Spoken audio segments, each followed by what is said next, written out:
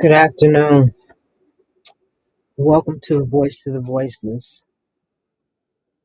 I'm your host, Bronwyn Franklin, and today we want to talk about child marriages in the United States, the hidden trauma and the silent abuse. So, when we think of child marriages, many of us imagine this happening on far off countries, overseas somewhere. But here in the United States, children, thousands, excuse me. This is just such a mind-boggling revelation that I stumbled across one day talking to some fellow colleagues. Um, and I don't know how the subject came up, but we decided to Google how many states still allow marriages under the age of 18. We were shocked. There's many states that allow marriages under the age of 18 with parental consent. Some states say 17, some states say 16, some states say 12 years old. There is more than 50% states that allow marriages under 18 in the United States. I was mind boggled when I saw 12 years old in the state of California. I expected it in some of the southern states like Louisiana, Mississippi, Alabama, but California? So let me get back to this. But here in the United States, thousands of children, mostly girls, are legally married every year, often to adult men. Today, we explore the hidden reality of child marriages in the United States of America and how it intersects with sexual abuse and trauma and the long lasting consequences of the survivors. I know there was a time back over 100 years ago that marriages happened. My grandmother married at 15. She had her first child at the age of 15. Um, but she came out of the South, and that was a thing back. That was a thing. Um, and that was in 1915. We're in 2025. That's 110 years ago. And some of this is still happening.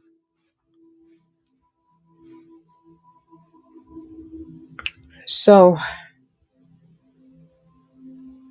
we want to talk about the hidden numbers and how this marriage loophole protects abusers. Talk about some stories of survival and a traumatic lasting impact and the fight to reform.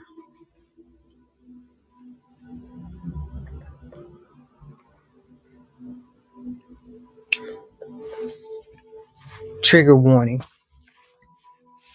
This episode may be difficult to hear at times. I'll discuss sexual abuse, coercion, and trauma. Please listen with care and compassion.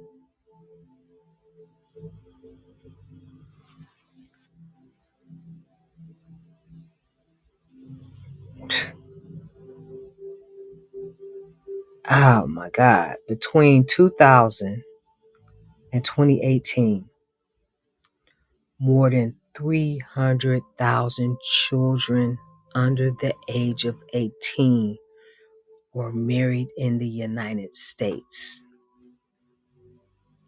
That comes from Unchained at Last. Check out the website. 300,000 under 18 in a period of 18 years. That's a little over a decade and a half. Most of them were girls. Oh my God. And many married men that were decades older than them. So just for the sake of having a number, we're talking 16, 17-year-olds marrying 26, 27, 36, 37, 46, 47. You get where I'm coming from? Decades older.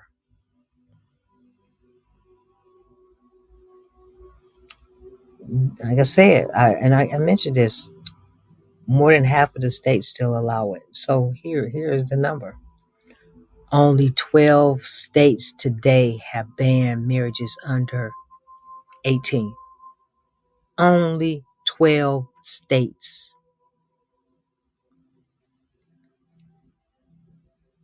The other 38 states has not banned it under 18. So with parental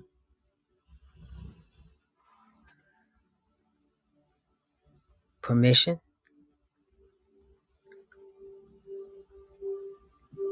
these young people can be married, especially these little girls.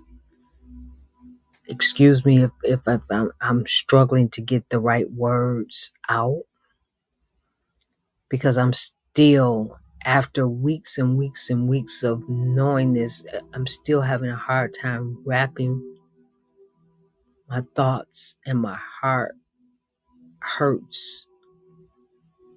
So the words are hard to come up.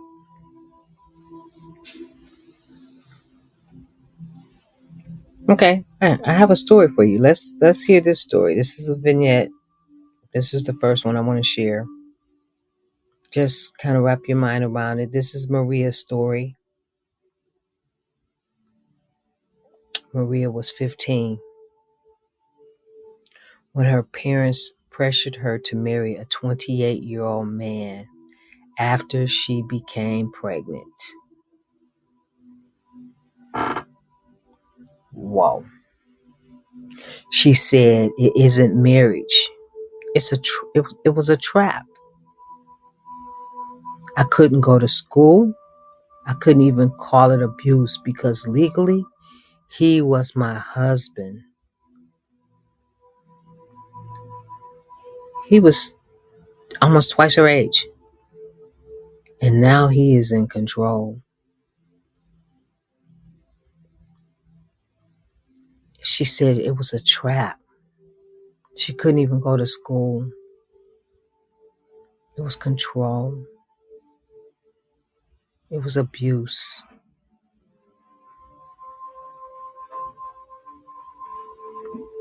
Maria's words capture the truth. Marriage legalized that would otherwise be recognized as statutory rape.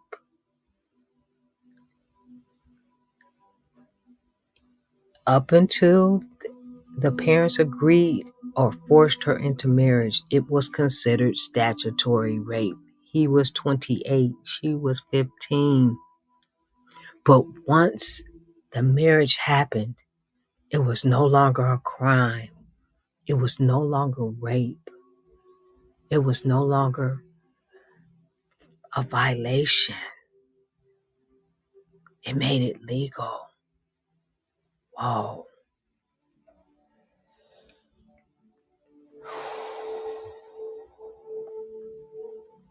But Maria's case isn't unique. Across this country, marriage loopholes continue to shield sexual abuse.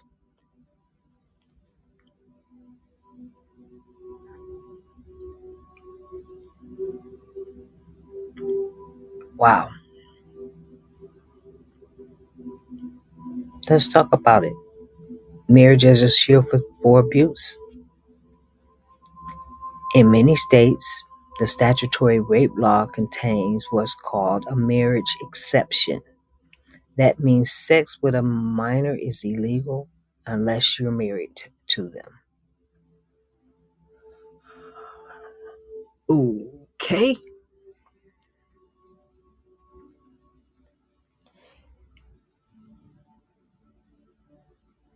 Statutory rape laws contain what is called a marriage exception.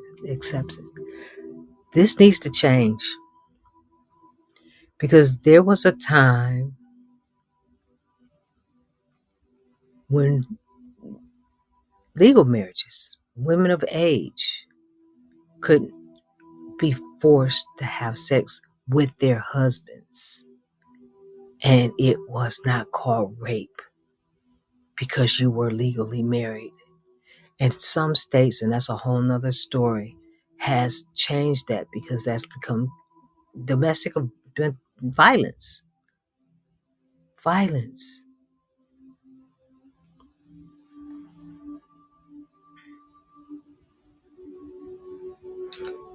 So sex becomes legal with a minor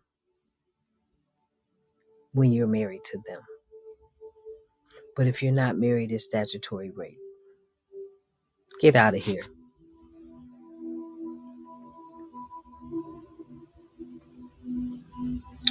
Children as young as 10 to 12 years old have been legally married in Florida, Idaho, and Tennessee. Girls who marry before 18 are 3 times more likely to experience sexual violence. These statistics come from Perspectives on Sexual and Reproductive Health article that was written in 2018. Yes, they're 3 times more likely to experience sexual violence because they can say no. They can be forced. I'm married to you. Oh, upset my stomach. Let's listen to another story. Here's Jasmine. Jasmine was 16 when she married a 32-year-old man. She remembers the wedding night felt like rape, but everyone told her it was her duty as a wife. I learned quickly that marriage was just a legal word for abuse. That just gave me chills. Chills.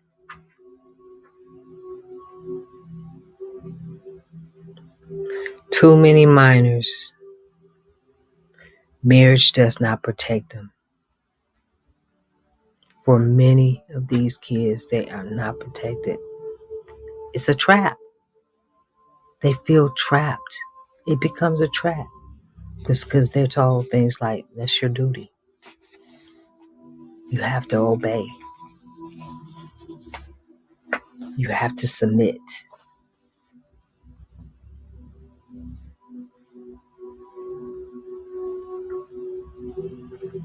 So let me ask this question. Not expecting an answer, but this is something to ponder and think about. So what does this do to a child's health and future? Because this trauma is profound.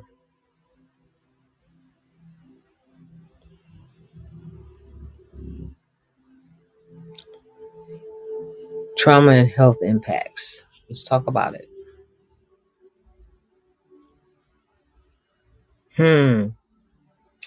Girls married under 18 are 50% more likely to drop out of high school. They are 4 times less likely to complete college. UCLA Law Review in 2020.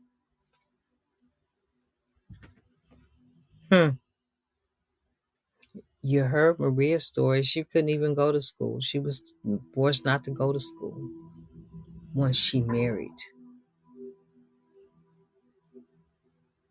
Mental health consequences include higher rates of PTSD, depression, and suicidal thoughts.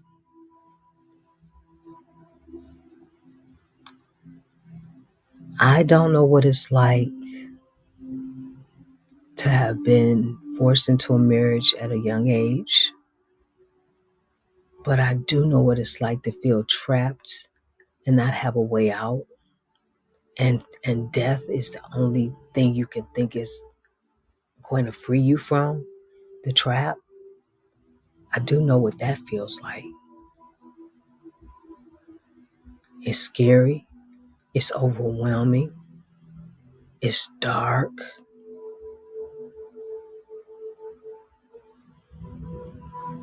So I can't even imagine someone that's being abused in a marriage and feeling trapped as a child, not knowing how to process or understanding how to process it and feeling trapped, neglected, abandoned. I can only imagine what that's like.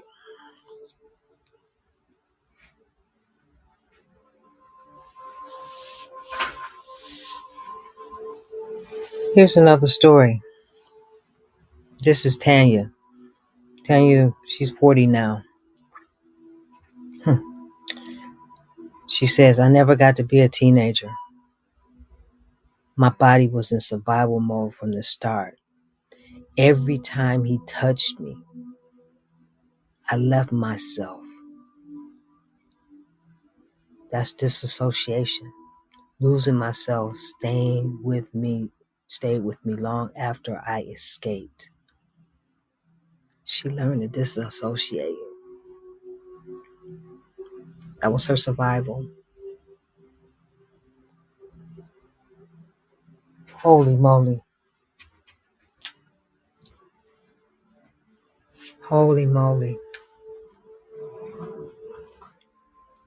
And long after she left, was able to get out, she said it stayed with her, a way of losing herself.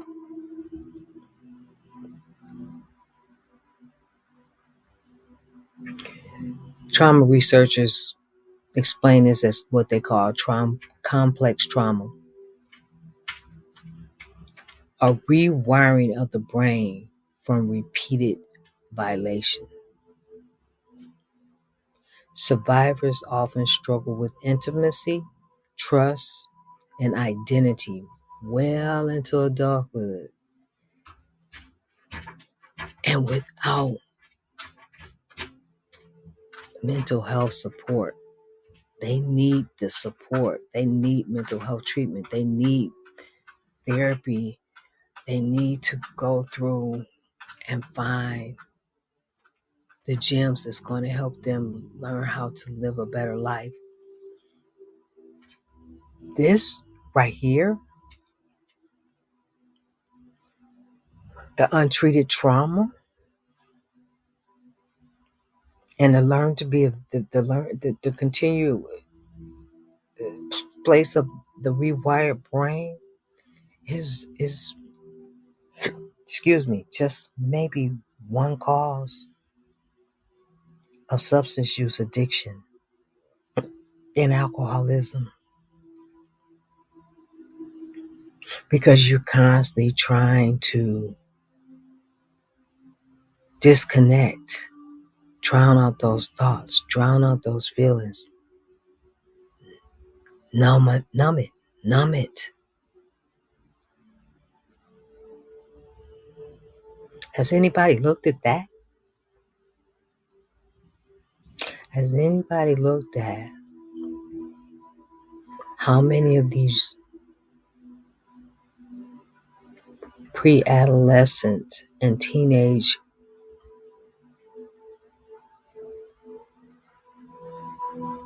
brides or grooms, because it's more likely brides, have went on to unlive themselves by suicide or fall off into a world of substance use and alcoholism.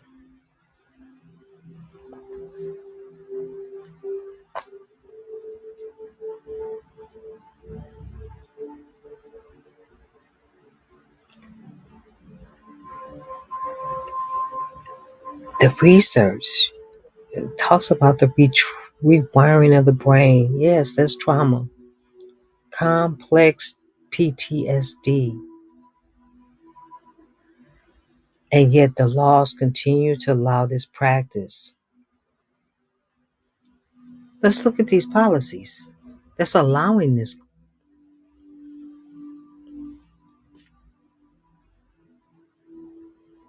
So, as I said earlier, as of 2024, 12 states and DC ban all child marriages. In the rest, parental or judicial consent creates the loophole. So, here in the state of where I'm at, we just joined that 12 state within the last 3 years. Prior to that, 16 and 17 with parental or judge's consent. Up until 3 years ago,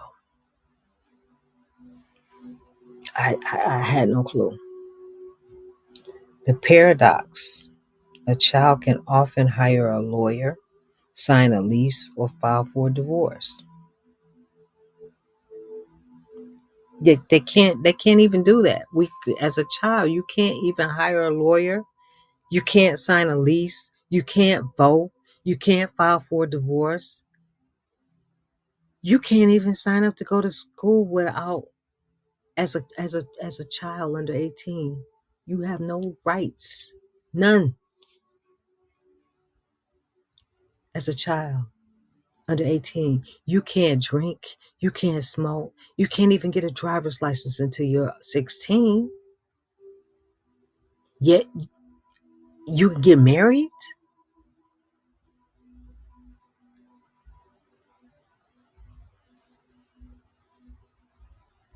This is 2025, folks. Not 1776. Not 1876.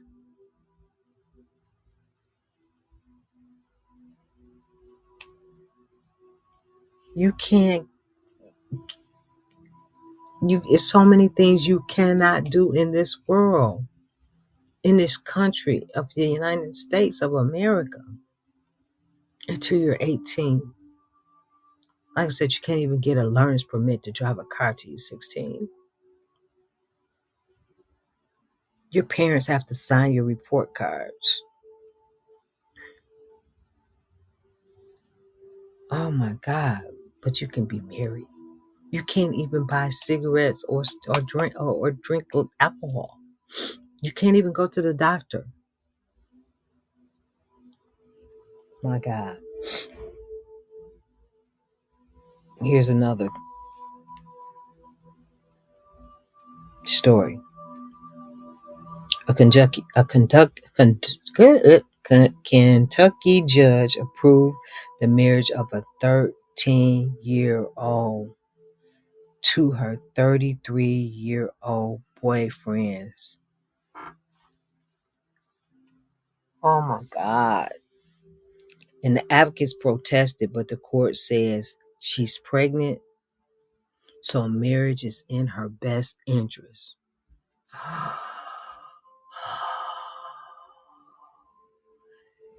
Are you protecting her or are you protecting him? Because without the marriage, it would have been statutory rape. He's 20 years older than her. You're not protecting her. You're not protecting the baby. You're protecting him. It was not in her best interest. Oh my God. What is wrong with these judges? Highly educated, highly educated men protecting men. That's just my opinion.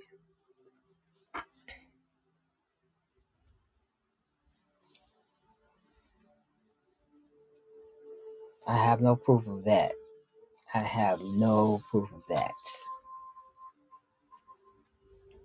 But this logic reveals the systematic failure. Instead of protecting children, the law enables abusers.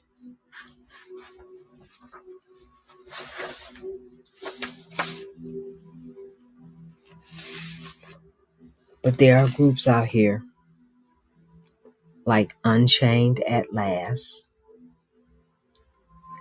and the Tahirih Justice Center, and that's TAHIRIH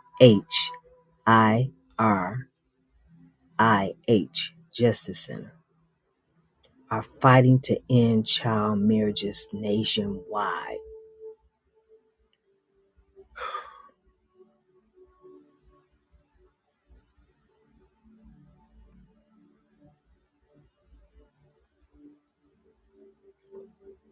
So there are organizations out here, thankfully, working to stop this.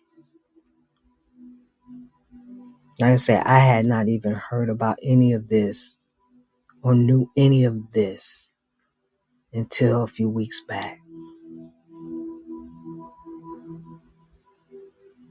And I couldn't wrap my head around it. I have granddaughters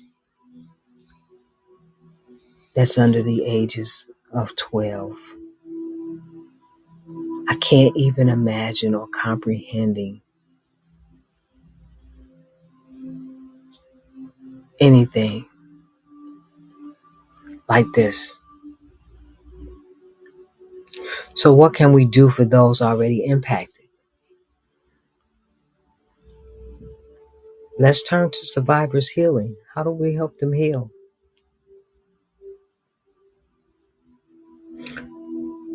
Breaking the silence and supporting survivors.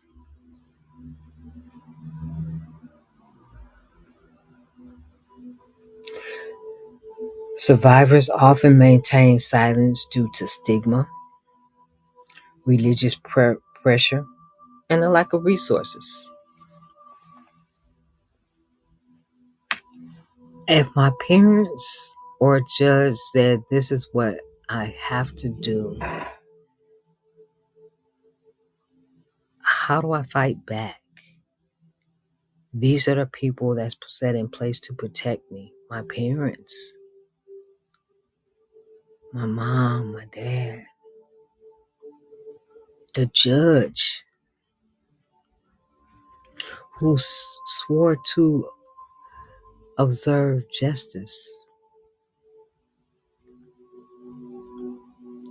How do I talk about this with my friends? Because no longer are their parents going to allow them to associate with me because I'm a 12-year-old, a 13-year-old married to a 40-year-old man. They're trying to protect their daughters. So the stigma, the isolation. If I'm not allowed to go to school, I can't talk to my teachers about it. Who can I talk to that's not going to label and judge and dismiss me?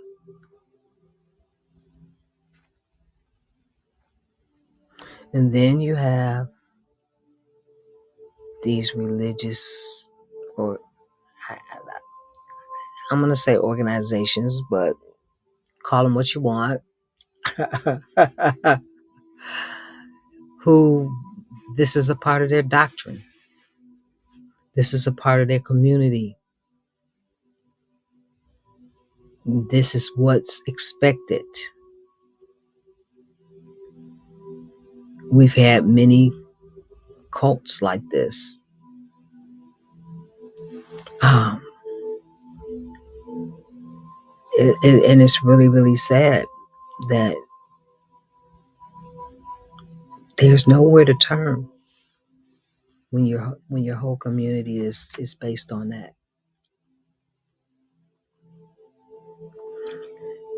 And then comes the fact of resources. You're a child, you can't get a job, you don't have any money, you are at a place where you're relying on the person that you're married to. I'm trying to use some words because I wanted to say abuser, then I wanted to say husband, but it's like, no,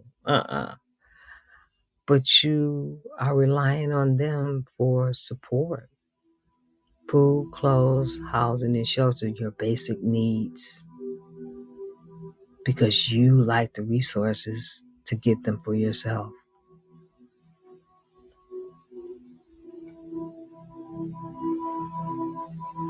So, how do I speak out? It's just unimaginable. Healing requires trauma informed therapy. Absolutely. Absolutely. Peer support. And most importantly, ending the laws that enable the harm.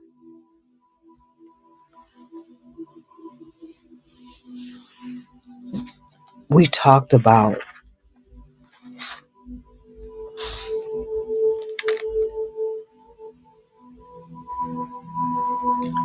how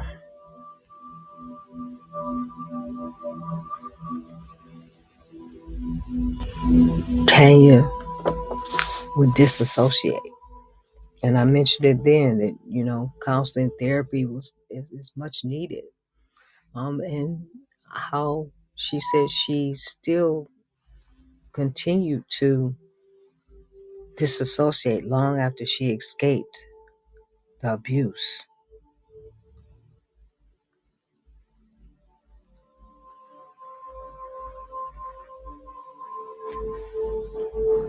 Trauma informed therapy, absolutely. And peer support, because peer support helps us connect to not being alone, being able to share our story without the judgment, without the labels, without the shame or even guilt. Peer support allows for someone to connect. And just like I said earlier, I've not experienced that, but I have experienced that feeling of being, of having darkness or pain so deep and feeling trapped that I had suicidal thoughts. I can share that and build just a small connection, build a rapport of trust just by being able to share that, because we have something in common of those feelings. Peer support is huge in the mental health community. Here's one more story. Aisha, she's now in her 30s, works with young girls to prevent forced marriages. This is what she said. I use my pain as fuel. I couldn't save myself, but I can help save someone else.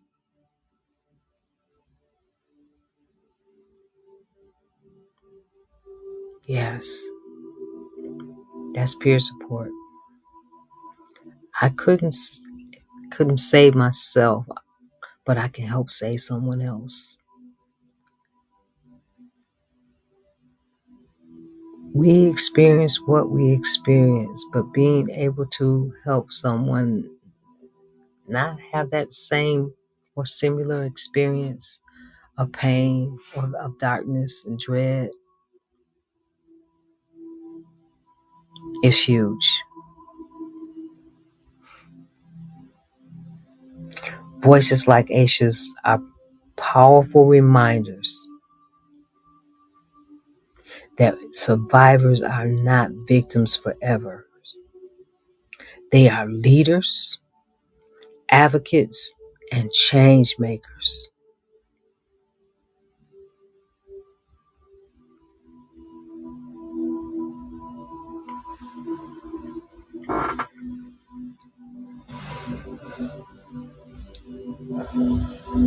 As we close today, let's reflect.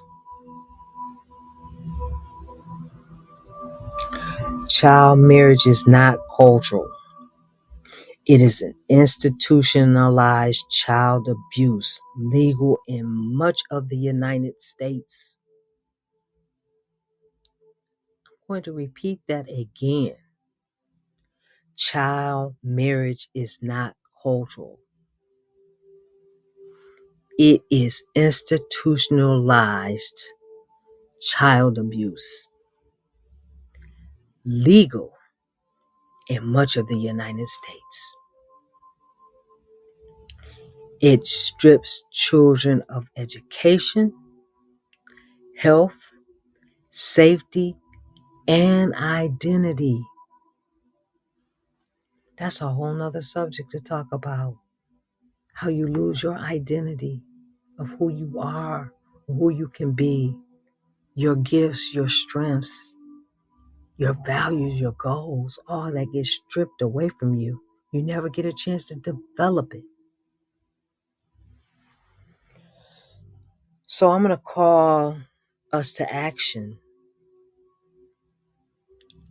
Learn more at Unchained at Last and the Tahirih Justice Center.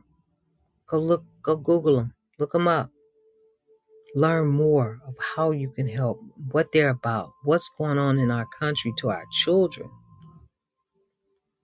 Because these children are becoming adults. And they become adults that's going to run this country or run businesses. And they're hurting inside. They're not broken. They're not damaged, but they're hurting. Contact your legislators. Demand a minimum marriage age of 18 with no exceptions. Let's make this the law. No exceptions.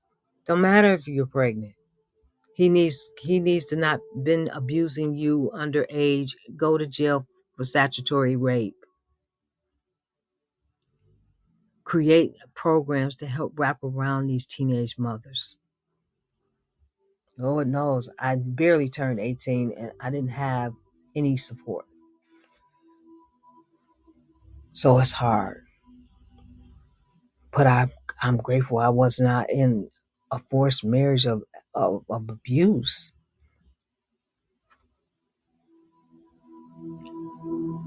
Ugh. And talk openly about child marriage. Because if we continue to be silent, we protect the abuse.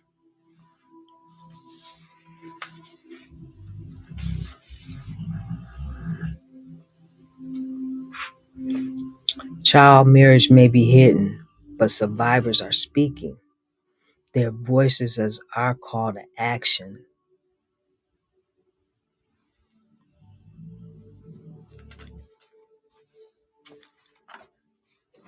I ask you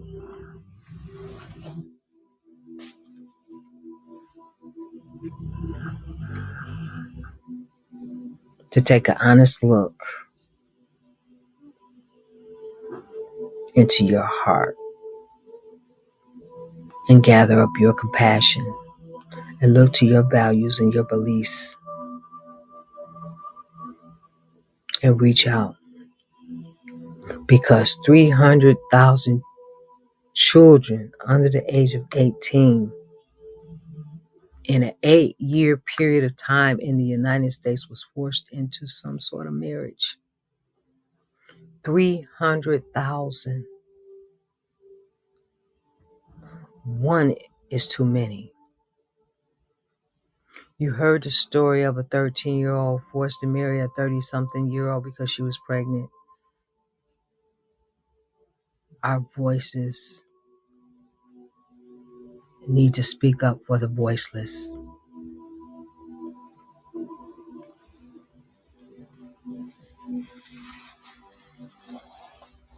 Make the phone call, write the legislator, ask for the change, demand the change. And think about it. What if this was your grandchild or your great grandchild? Would you want these laws to still exist that could affect someone you love?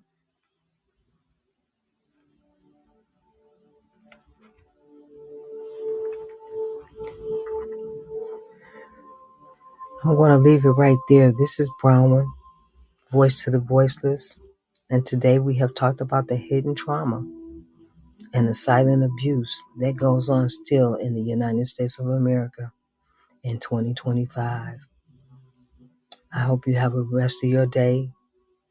Enjoy the rest of your day. And we'll talk again soon.